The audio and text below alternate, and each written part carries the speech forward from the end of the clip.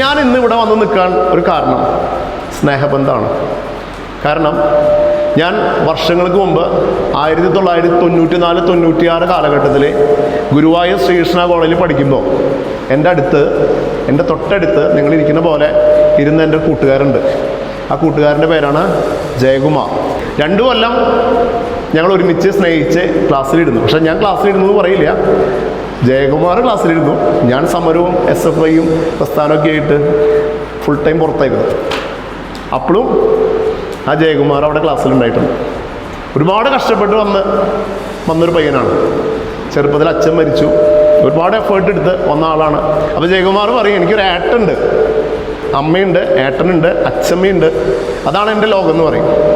ആ ജയകുമാറാണ് എൻ്റെ സ്നേഹിതൻ. അങ്ങനെ ശ്രീകൃഷ്ണ കോളേജിൽ പഠനം കഴിഞ്ഞു. പ്രീ ഡിഗ്രിയാണ്. പ്രീ ഡിഗ്രി ഞാൻ പാസ്സായി, ജയകുമാറും പാസ്സായി. ആള് ഡിഗ്രിക്ക് അവിടെ തന്നെ കണ്ടിന്യൂ ചെയ്തു. എനിക്ക് സീറ്റ് കിട്ടാതെയല്ല, ഞാൻ പാസ്സാവുകയൊക്കെ ചെയ്തു. പക്ഷെ വീട്ടുകാർക്ക് എന്നെ ശ്രീകൃഷ്ണയിലേക്ക് വിടാൻ താല്പര്യമില്ല. കാരണം അമ്മാതിരി പണികൾ, ഞാൻ പോണേക്കാൾ കൂടുതൽ കോളേജിലേക്ക് അച്ഛൻ പോയിട്ടുണ്ട്. കാരണം എന്നും പ്രശ്നങ്ങൾ തന്നെയായിരുന്നു. അവിടെ ഒരു ശോഭന ടീച്ചറൊക്കെ ഉണ്ട്. ഈ ശോഭന ടീച്ചർ എന്നും വിളിപ്പിക്കും. 2-3 പ്രാവശ്യം TC തരാൻ നോക്കി, എന്നിട്ടും ഒരുപാട് പ്രശ്നങ്ങൾ ഉണ്ടാക്കിയിട്ടുണ്ട്. അപ്പോൾ എന്നെ അവിടെ ചേർത്തില്ല. വീട്ടുകാർ പറഞ്ഞു, ഡിഗ്രിക്ക് പഠിക്കണമെങ്കിൽ പഠിക്കാം, ശ്രീകൃഷ്ണനിൽ പഠിക്കണമെന്ന്. അപ്പോൾ ഞാൻ വേറെ കുന്നംകുളത്ത് പോയിട്ട് പ്രൈവറ്റ് കോളേജിൽ, കോപ്പറേറ്റീവ് കോളേജ് എന്ന് പറയും, അവിടെയാണ് ഞാൻ ഡിഗ്രി ചെയ്തത്.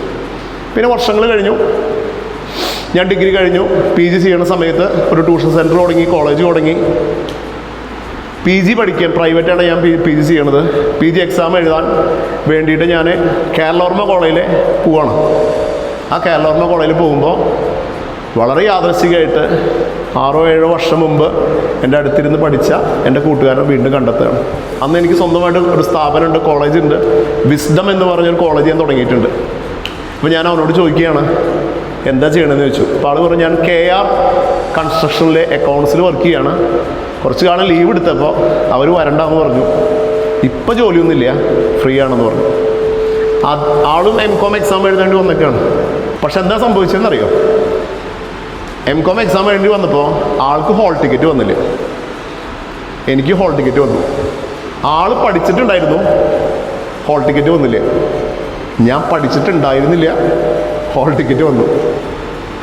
അപ്പം ഞങ്ങൾ അവിടെ വെച്ചൊരു തീരുമാനം എടുത്തു. കാലങ്ങൾക്ക് ശേഷം കണ്ടുമുട്ടാണ്.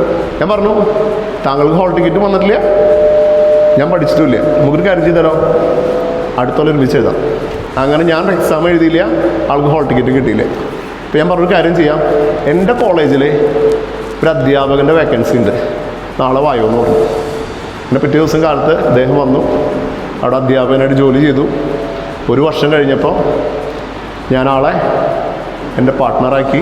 അപ്പോൾ എന്നെ അന്ന് കുട്ടികൾ KK സാറെന്ന് വിളിക്കുക, അദ്ദേഹത്തിന് JK സാറെന്ന് വിളിക്കും. ഇപ്പോൾ JK സാറും KK സാറും ഒരു ബ്രാൻഡ് ക്രിയേറ്റ് ചെയ്യണം അവിടെ. വിസ്ഡം കോളേജ് എന്ന് പറഞ്ഞാൽ ഒരു വലിയ ബ്രാൻഡായിട്ട് JK KK. പിന്നെ ഒരു കൃഷ്ണദാസും കൂടി അതിലേക്ക് വന്നു, ഞങ്ങളുടെ ശിഷ്യനാണ്, കൃഷ്ണദാസും കൂടി വന്നു. കൃഷ്ണദാസ് KD മാഷ് എന്ന് പറയും. ഇവരൊക്കെ കൂടി ചേർന്ന് വലിയൊരു ബ്രാൻഡ് ഉണ്ടാക്കി. അങ്ങനെ വീണ്ടും അടുത്ത കൊല്ലമാകുമ്പോൾ എക്സാം ആയപ്പോൾ ഞങ്ങൾ ഒരുമിച്ച് പഠിച്ചു.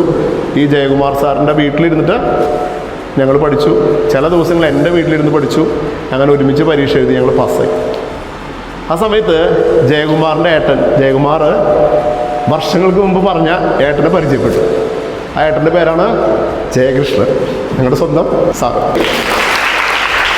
ഓക്കെ ഇല്ലേ? എനിക്ക് എന്താ പറയുക, പറയുമ്പോൾ ഭയങ്കര ഫീല് വരും. ആ ഏട്ടനാണ് ഈ ഏട്ടൻ, റൈറ്റ്. അവിടുന്ന് ഭക്ഷണം കഴിച്ചു, സാറിൻ്റെ വീട്ടിൽ കിടന്നുറങ്ങി. സാറിൻ്റെ അച്ഛമ്മ, ശരിക്കും അച്ഛമ്മയല്ല, അച്ഛൻ്റെ പെങ്ങളാണ് അല്ലേ, അവരെ നമുക്ക് ഭക്ഷണം വിളമ്പി തന്നു. അങ്ങനെ സന്തോഷത്തോടു കൂടി നമ്മൾ കഴിച്ചു. സാറിൻ്റെ കല്യാണമൊക്കെ ഓർമ്മയുണ്ട്. ഞങ്ങളാണ് എനിക്കൊന്നൊരു ബുള്ളറ്റൊക്കെ ഉണ്ട്. എൻ്റെ ബുള്ളറ്റിലാണ് ഏട്ടൻ്റെ കല്യാണം ക്ഷണിക്കാൻ വേണ്ടി ഞങ്ങൾ പോവുക. ഓക്കെ, ഗംഭീര ആഘോഷമായിട്ട് ഞങ്ങൾ മാറ്റി. ഞങ്ങൾ ഒരുപാട് എത്രയോ സ്ഥലങ്ങളിൽ ബൈക്കൊക്കെ ആയിട്ട്, അന്ന് ഞാൻ വണ്ടി മേടിച്ച ഫസ്റ്റ് ടൈമാണ്, ബുള്ളറ്റ് മേടിച്ച സമയമാണ്. ഓടിക്കാനൊക്കെ എനിക്ക് വേറെ ബൈക്കായിരുന്നു. അപ്പോൾ ലോങ്ങൊക്കെ പോകുമ്പോൾ കുറച്ച് പേടിയൊക്കെ ഉണ്ട്.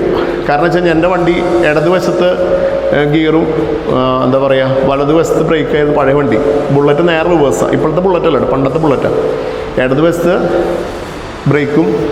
അപ്പോൾ ഞാൻ ജയകുമാറിനോട് പറയും, ഏട്ടൻ്റെ കല്യാണത്തിന് നന്ദിക്കര അങ്ങനെ കുറേ സ്ഥലത്തൊക്കെ ഞാൻ പോയി ക്ഷണിച്ചിട്ടുണ്ട്. അപ്പോൾ ജയകുമാറോട് പറയും, പെട്ടെന്ന് ചവിട്ടേണ്ടി വരുവാണെങ്കിൽ ഇടത് ബ്രേക്ക് എന്ന് എന്നോട് പറയണമെന്ന് പറയും. ഓക്കെ, അപ്പോൾ ആൾ ബാക്കിൽ നിന്ന് പറയും ഇടത് ബ്രേക്ക്, ഒരു വണ്ടി അവിടുന്ന് വരുമ്പോൾ തന്നെ ആളെൻ്റെ അടുത്ത് പറയും ഇടത് ബ്രേക്ക് എന്ന് പറയും. അപ്പോൾ ഞാൻ ഇടത് വശത്ത് ബ്രേക്കിൽ കാല് വയ്ക്കും. ഇതൊക്കെ വർഷങ്ങളുടെ മുമ്പ് ചരിത്രം കേട്ടോ. പിന്നെ ഞങ്ങൾ ഒറ്റക്കെട്ടായി ഒരു സ്ഥാപനം മുന്നോട്ട് പോയി. നിർഭാഗ്യവശാൽ ഞങ്ങളുടെ കുഴപ്പമില്ല കേട്ടോ, പല പല കാരണങ്ങളുണ്ട്. കോവിഡ് ഞാൻ പറഞ്ഞില്ലേ, ഹോട്ടലൊക്കെ പറഞ്ഞില്ലേ, ഇതിലൊക്കെ ഞങ്ങൾ പാർട്ട്നേഴ്സ് ആയിരുന്നു. നിർഭാഗ്യവശാൽ കോവിഡ് കാരണം, റോഡ് പണി കാരണം, യൂണിവേഴ്സിറ്റി കോഴ്സുകൾ നിർത്തലാക്കിയ കാരണം ജീവിതത്തിൽ പ്രതിസന്ധികൾ വന്നു. ഞങ്ങൾക്ക് എല്ലാവർക്കും ഒരുപാട് നഷ്ടങ്ങൾ വന്നു. പക്ഷെ നഷ്ടങ്ങളൊക്കെ സഹിച്ച് ഞങ്ങൾ 4 പേരുണ്ടായിരുന്നു പാർട്ട്നേഴ്സ്. ജയകുമാർ, ഹരിദാസ് ഉണ്ട്, ഞാനുണ്ട്, കൃഷ്ണദാസ് ഉണ്ട്. 4 പേരും നിന്നു. തിരിച്ചു വരും. ഞാൻ പറഞ്ഞല്ലോ, അത്ഭുതങ്ങൾ സംഭവിക്കും, തീർച്ചയായും തിരിച്ചു വരും. അപ്പോൾ റിലേഷൻഷിപ്പിന് വലിയ പ്രാധാന്യമാണ്. ആ റിലേഷൻഷിപ്പാണ് ഇന്ന് നിങ്ങളുടെ മുമ്പിൽ ഞാനിവിടെ വന്ന് ക്ലാസ് എടുക്കുന്നത്. ഞാൻ ഒരു പ്രതിസന്ധി ഘട്ടത്തിൽ എല്ലാം നഷ്ടപ്പെട്ടപ്പോൾ എന്നിൽ അവശേഷിച്ച് 2 കാര്യങ്ങൾ മാത്രമേ ഉണ്ടായിരുന്നുള്ളൂ. ഏതൊക്കെയാണെന്ന് അറിയാൻ പറ്റും? എല്ലാം നഷ്ടപ്പെട്ടപ്പോൾ 2 കാര്യങ്ങൾ മാത്രമേ എൻ്റെ കയ്യിൽ അവശേഷിച്ചിട്ടുള്ളൂ. എൻ്റെ കയ്യിൽ അവശേഷിച്ച് 2 കാര്യങ്ങൾ മാത്രമേ ഉള്ളൂ. ഏതായിരിക്കും? ഒന്ന്, ഞാൻ നേടിയെടുത്ത അക്കാഡമിക് ക്വാളിഫിക്കേഷൻ. 2, ഞാൻ നേടിയെടുത്ത ബന്ധങ്ങൾ. ബാക്കി ഞാൻ നേടിയ എൻ്റെ സൗഭാഗ്യങ്ങൾ, വീട്, കാറ്, സൗകര്യങ്ങൾ എല്ലാം നഷ്ടപ്പെട്ടു പോയി. പക്ഷെ ആർക്കും തട്ടിപ്പറയ്ക്കാൻ പറ്റാത്ത 2 കാര്യങ്ങൾ എൻ്റെ ജീവിതത്തിലുണ്ടായിരുന്നു. ഒന്ന്, ഞാൻ നേടിയ അക്കാഡമിക് ക്വാളിഫിക്കേഷനും ഞാൻ നേടിയ ബന്ധങ്ങളും. ഇതിനേക്കാൾ വലുതായിട്ട് ഈ ജീവിതത്തിൽ ഒന്നുമില്ല മക്കളെ. സത്യമാണ് ഞാൻ പറയുന്നത്. നിങ്ങൾ ബന്ധങ്ങൾ ഉണ്ടാക്കുക. ആ ബന്ധങ്ങൾ നിങ്ങളുടെ മരണം വരെ നിങ്ങൾക്ക് ഉപകരിക്കും. ഏതെങ്കിലും സാഹചര്യത്തിൽ ആ ബന്ധങ്ങൾ നിങ്ങൾക്ക് ഉപകരിക്കും. നിങ്ങൾ പഠിക്കുക, പഠിക്കാൻ പറ്റുന്നതിന് അങ്ങേയറ്റം പഠിക്കുക, അല്ലേ? നല്ല നല്ല ക്വാളിഫിക്കേഷൻ നിങ്ങൾ നേടുക. ചിലപ്പോൾ നമുക്ക് തോന്നും എന്തിനാ പഠിക്കണമെന്ന്. പഠിക്കുക, പഠിച്ച് നന്നായി ക്വാളിഫൈ ചെയ്യുക. നമുക്ക് ജീവിതത്തിൽ അത് ഉപകരിക്കും. നമ്മൾ പഠിച്ചിട്ടില്ലേ, വിദ്യാധനം സർവധനാൽ പ്രധാനം. എല്ലാം നമ്മുടെ കയ്യിൽ നഷ്ടപ്പെട്ടു പോയാലും ഒരിക്കലും എന്ത് നഷ്ടപ്പെടില്ല. നമ്മൾ നേടിയ ധനം, കോടീശ്വരനായിരിക്കുക, അല്ലേ? ധനം നഷ്ടപ്പെടാം, സൗകര്യങ്ങൾ നഷ്ടപ്പെടാം, വീട് നഷ്ടപ്പെടാം, കാർ നഷ്ടപ്പെടാം. എന്തിനു പറയണു, അല്ലേ? നമുക്ക് വേണ്ടപ്പെട്ടവരെ പോലും നമുക്ക് നഷ്ടപ്പെട്ടു പോവാം. ഇപ്പം എൻ്റെ പ്രശ്നങ്ങൾ ഉണ്ടാവുന്ന സമയത്ത്, പ്രതിസന്ധി ഉണ്ടാവുന്ന സമയത്ത് എനിക്ക് ഏറ്റവും പ്രിയപ്പെട്ട എൻ്റെ അമ്മ നഷ്ടപ്പെട്ടു 2022. അപ്രതീക്ഷിതമാണ്. ഞാൻ ശബരിമലയിലായിരുന്നു. ഞാനും മക്കളും ചേച്ചിയുടെ മക്കളും കൂടി കഴിഞ്ഞ തലേ ദിവസം അമ്മയുടെ അനുഗ്രഹം മേടിച്ച് മലയ്ക്ക് പോയതാണ്. അവിടെ അഭിഷേകം കഴിഞ്ഞ് കാലത്ത് തിരിച്ച് വീട്ടിലേക്ക് വിളിക്കുമ്പോഴാണ് അമ്മേനെ ഹോസ്പിറ്റലൈസ് ചെയ്തു. കുറച്ച് കഴിഞ്ഞപ്പോൾ അമ്മ മരിച്ചു എന്നുള്ള വിവരമാണ് കിട്ടുന്നത്. പിന്നെ അവിടെ ഞാൻ തിരിച്ചിറങ്ങുകയാണ്. അവിടുന്ന് 1 കൊല്ലം കഴിയുമ്പോഴത്തേക്കും എൻ്റെ അച്ഛനും മരിച്ചു. അപ്പം പ്രശ്നങ്ങൾ വരുമ്പോൾ എല്ലാം വരും, അല്ലേ? നഷ്ടങ്ങളുടെ കാലഘട്ടം എന്ന് പറഞ്ഞാൽ എല്ലാം കൂടി ചേർന്നൊരു കാലഘട്ടമാണ്. അപ്പോൾ അച്ഛനും നഷ്ടപ്പെട്ടു, അമ്മയും നഷ്ടപ്പെട്ടു, വീടും നഷ്ടപ്പെട്ടു, സൗഭാഗ്യം നഷ്ടപ്പെട്ടു, എല്ലാം നഷ്ടപ്പെട്ട് പെരുവഴിയിലായി. നമ്മൾ 0-ത്തിലല്ല എത്തിയത്, നെഗറ്റീവിലെത്തി. ആ നെഗറ്റീവിലെത്തുമ്പോൾ എൻ്റെ മുമ്പിൽ 2 സാധ്യതകളുണ്ടായിരുന്നു. ഒന്ന്, എൻ്റെ ക്വാളിഫിക്കേഷൻ. 2, എൻ്റെ ബന്ധങ്ങൾ. ആ ബന്ധങ്ങൾ ഉപയോഗിച്ചിട്ട് എൻ്റെ പഴയൊരു സ്നേഹിതനുണ്ട്. അദ്ദേഹം തൃശ്ശൂർ സ്ഥാപനം നടത്തുന്നുണ്ട്. ഞാൻ അദ്ദേഹത്തിന് വിളിച്ചു. ആളെന്നോട് വരാൻ പറഞ്ഞു. ഒരു CMA സെൻറ്റർ നടത്തുകയാണ് തൃശ്ശൂർ. അത്യാവശ്യം നല്ല രീതിയിൽ നടത്തുന്ന CMA സെൻറ്ററാണ്. എന്നെ അവിടെ ഫാക്കൾട്ടി ആയിട്ട് വിളിക്കുകയാണ്. ഓക്കെ, BC അക്കാദമി എന്ന് പറയും. അവിടെ ഫാക്കൾട്ടി ആയിട്ട് ഞാൻ കയറി. പിന്നെ നമ്മൾ തിരിച്ചു വരികയാണ് അവിടുന്ന്. പിന്നെ യൂട്യൂബ് ചാനൽ തുടങ്ങുന്നതും ഈ ഓറിയൻറ്റേഷൻ ക്ലാസ്സുകൾ എടുക്കുന്നതും ഒക്കെ നമ്മുടെ ബന്ധങ്ങളിൽ നിന്നാണ്. റൈറ്റ്, ഇതാണ് റിലേഷൻഷിപ്പ്. ഇതേപോലത്തെ റിലേഷൻഷിപ്പുകൾ നിങ്ങളുടെ ലൈഫിലുണ്ട്, അല്ലേ? നല്ല സുഹൃത്ത് ബന്ധങ്ങൾ ഉണ്ടാക്കുക. അതേപോലെ തന്നെ വീട്ടിലെ എല്ലാവരായിട്ട് നല്ല ബന്ധം ഉണ്ടാവണം.